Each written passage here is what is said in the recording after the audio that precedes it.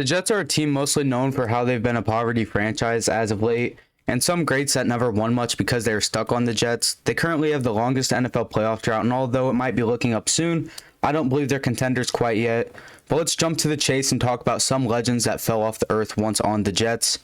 And before I continue, I want to say I had to change the settings to get my pause button to show back up. So if anything sounds weird, I'm sorry for that. But the first player we'll talk about is Le'Veon Bell. Before going to the Jets, he had more than 7,000 yards rushing and receiving and 43 touchdowns, all of that just in 62 games. He was looking like he might have a Hall of Fame potential career by the time it was all done, but he held out a season and went to the Jets.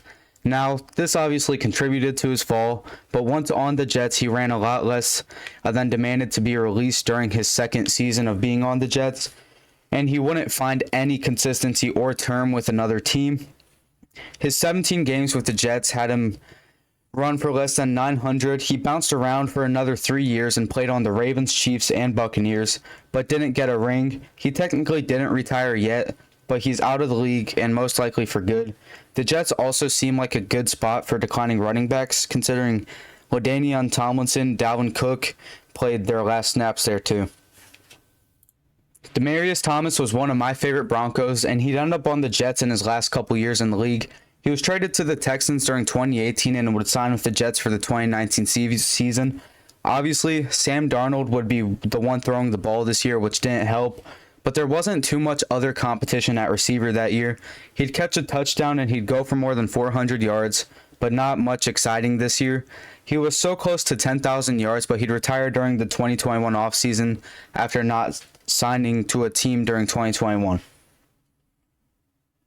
Honorable mention to Ronnie Lott too, but I'll talk about Ed Reed as our final player. Ed Reed played for the Ravens for most of his career and won a Super Bowl with them, but Ed Reed would sign with the Texans in 2013 and would play only half the season before getting cut by the Texans. The Jets signed him 30 hours after his release, a little less than that even. But with the Jets, he wouldn't do too much. He did look a little better for them than he did with the Texans, but all in all, not too exciting. He did record 3 interceptions in 7 games for the Jets, which 2 of those came in his last 2 games. The Jets finished 8-8 but failed to make the playoffs. Ed Reed being there didn't seem to help them too much though. He would retire on May 6th of 2015 after finishing with the Jets. And it was really hard to actually find clips of him on the Jets. That's why there's Ravens clips here. But I hope you guys enjoyed this. This was kind of short, but I hope you guys come back for another video. I have about 4 videos planned. I just need to write some scripts for them. But have a great day.